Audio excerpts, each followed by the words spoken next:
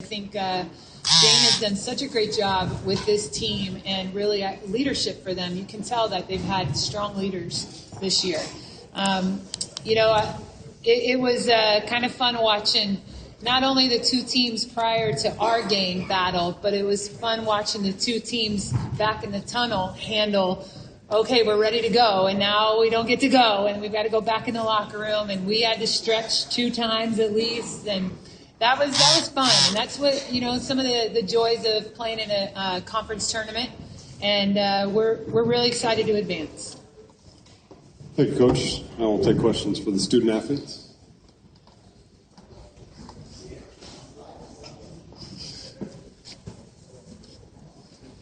Moriah, I think you missed your first 5 3-pointers last game. Come out here and you make a bunch in the first half there. Anything particularly different? Were you feeling it? I have to give all the credit to my teammates. They just continue to encourage me and give me the ball and tell me to shoot it. So all the credit goes to them. And there was that point when you fell at the middle of the court, mid-court. What was that all about? I went to make a pass to Taylor, and I just rolled my ankle. Taylor, how big was that to get that contribution from Moriah coming off the bench today? Oh, most definitely. Our bench did awesome tonight. I can't tell you how many points they contributed, but, that's a full team effort. Tonight was definitely a whole team. Coming off the bench, we had tremendous effort. So, it was key for us to win tonight, for everyone to do their best. They get up 5 points with you guys with like about 3.5 minutes left, and you win the first half on a 10-0 run. Do you feel a sense of urgency at that point to pick it up, or what was the difference there? Definitely, it could have easily gone either way. We could have either got down, but instead I felt like we had great leadership, and our team came together, and we said, we got to get some stops. And, we did a great job going into the half doing that. We ended up pulling out in front of them. That gave us good momentum going into the half. So, our team handled it very well. And then you guys go on a further run in the second half. How important was that? Did you guys talk about continuing to play strong? Most definitely. We had great defensive stops that got us great points on the other end. So that was very key for us to go on that run in the second half. And we played well together tonight, defensively and offensively, and you couldn't ask for a better team contribution. Bree, can you talk about what that was like? Having to wait through while Colorado State and Wyoming played triple overtime? It was a little strange. We, like Coach said, we were ready to go, and then, we had to wait another 5 or 10 minutes, and then we're ready to go again. And I think it was, for us, we just had to remember that we still had to win our game, so we had to try and just focus on, right now it doesn't really matter who wins this game, we have to focus on winning our game, otherwise we won't advance. So it was hard to stay focused on what we were doing, but I think that, our coaches and our leaders did a good job of keeping us together. Their tall center, it looked like you guys were still attacking the basket despite her presence there, and you got her into foul trouble. Is that a conscious effort? Was that part of the game plan? Sorry. Just attacking the basket was deliberate for us. So, getting anyone in foul trouble helps us out. So it just happened to be me on this occasion. Back here. Bree, the way you guys finish the first half and start the second half, you guys are cooking like that. What's that like to be a part of it? It's exciting. The first time that we played Nevada, it was a score-for-score game, and we knew that if we got into that scrappy kind of game, it was going to be a hard finish. So I think it was really crucial for us to go into the second half with momentum, and then it just continued on for us. So it's fun to play that kind of basketball. Moriah, through conference, there were a lot of games where you scored 5 points or less. What was that like after having a non-conference period where you were scoring in double digits and then go through a long stretch where there isn't much of that? Was it hard to keep yourself in it? No, my main focus isn't scoring. When I wasn't scoring, I was just trying to look for my teammates and get them easy scores. Yeah, it's just a team effort, so scoring wasn't a big deal.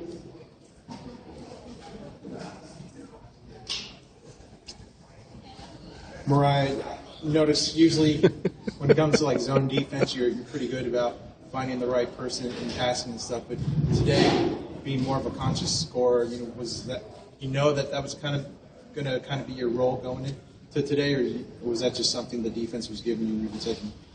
I was just trying to take what the defense was giving me. They were leaving me open in the high post, so I was just taking the open shots. Go ahead. For Taylor or for Bree, is this exciting, or is it just business as usual to be back in the championship game? It's definitely both. I mean, it's exciting, to be in this tournament, and obviously going into the championship's exciting, but it's definitely business. We're here for one goal, and that's to win a championship. So we're definitely going to try and do that tomorrow night. It's definitely a matter of just knowing what you're here for. And our team keeps talking about our time here and that nothing's guaranteed. So it is exciting to go into the next round because, when we started in this tournament, that wasn't guaranteed for us. So I'm really proud of our girls and our coaching staff to get us into this championship game, and hopefully we can just win tomorrow. I just want a quick add. A lot of questions. I don't even know if this is on, but a lot of questions about Mo and her scoring. But Mo also had 3 steals and 3 offensive rebounds and 6 total boards. So I think her bringing a presence to the floor in those other areas allow her mentality offensively to play smart and to play Fresno State style basketball. So she brings more to us than scoring. And when she's rebounding and playing great defense, and I love how Mo's embracing post defense as well as perimeter defense. We feel like that's cherry on top. Any other questions for our student athletes? Okay, we'll let them go at this time. Thank you, ladies.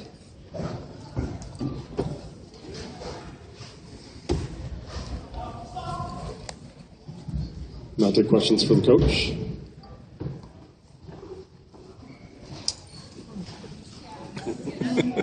Raegan, you guys drained your first 8 of 13 three-pointers in the first half there. What was happening that would allow you guys to hit at such a high rate? Well, we moved the ball well. I think there was opportunities that our players didn't pass up that were good shot attempts, and the right players are taking them.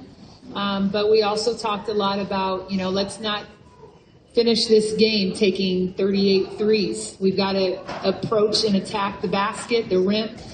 Those threes are going to be there, but we've got to build our confidence in the paint as well. And I like the balance that we were able to find.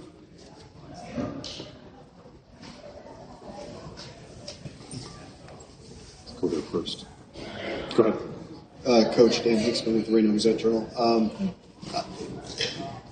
This rivalry, if you want to call it a rivalry, for a long time was very one-sided. Do you get a sense that the other side is maybe catching up a little bit? I think Jane's done an excellent job.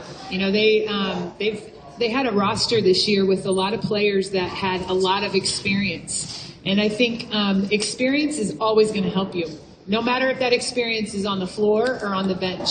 And Jane's experience as well.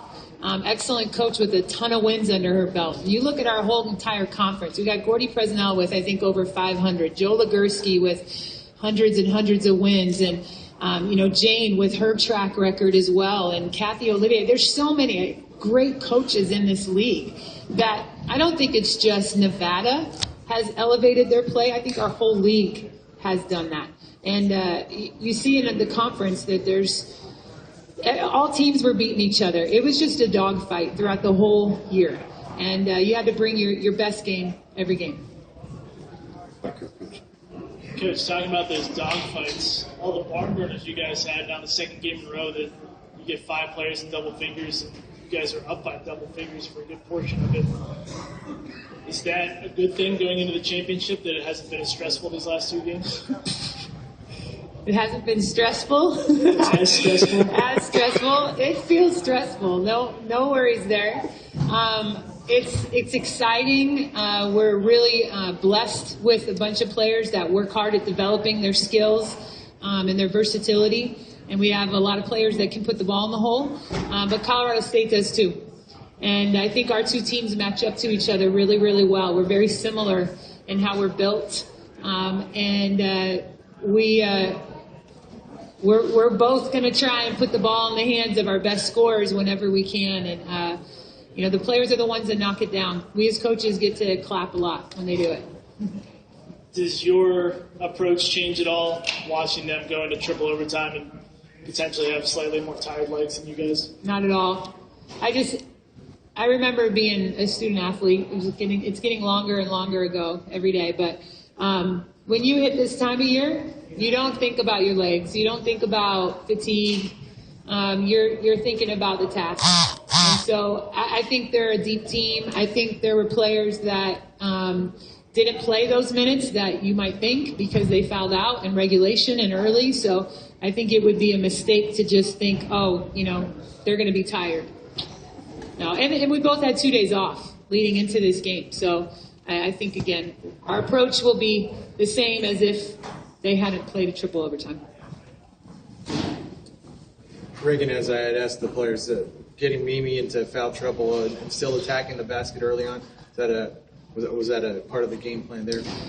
It wasn't a specific, strong focus that we have to find ways to attack Mimi, but we just told our players, we tried to not bring too much attention to Mimi.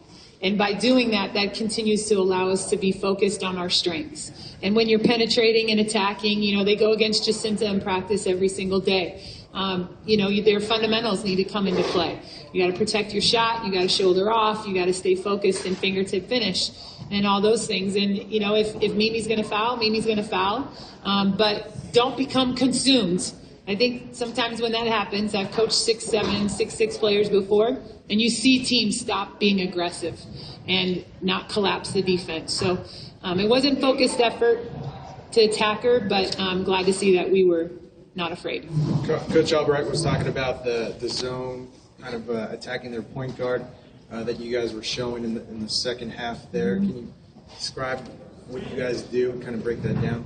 No. I won't. But it's nothing new. We've been doing it all year. And, again, we're not putting anything new at this time of year. And players need to play instinctually. And I felt like their defense was very good. And if we over-adjusted as a coaching staff, our players would be thinking too much. And they needed to just play. And play instinctually, play confidently. And, that goes for the defensive end as much as the offensive end. Moriah's been kind of up and down with her outside shot. She was on fire early on in the first half. What would you credit that to? And do you see her playing, better as the season goes along? She definitely has played better as the season has gone on. I think, again, as I talked about in the last press conference, she's a player that went a year and a half without playing basketball. So it's taken time for her to find her groove and her confidence and trust in her body and her knee that she's solid. I think, she's just done a good job. I really think Mo's done a great job continuing to focus on preparation and practice. I'm big on practice, and no player should come ever play for me if you don't like to practice. We practice. And she has bought into practice, and that has made her a better player, a better teammate. And her teammates told her, too, Mo, we can't win without you. And we need you competitive in practice to help us. And she listened to it. And teammates speak to one another way more powerfully than coaches do. And I think that was huge for Mo. I know it was only 5 points, but they get up 5 on you guys with about 3.5 left, and then you go on that run. Anything particular that was said or you guys started doing? Just trying to keep us confident, positive, and committed. And, I think we didn't panic. You can't panic. And then experience. We were down quite a bit. Where were we down? At San Diego State, right at the end of regular season, and came back down double digits in the second half and won that game. So just knowing that you can create your own runs. Okay, thank you very much, Thank Coach. you.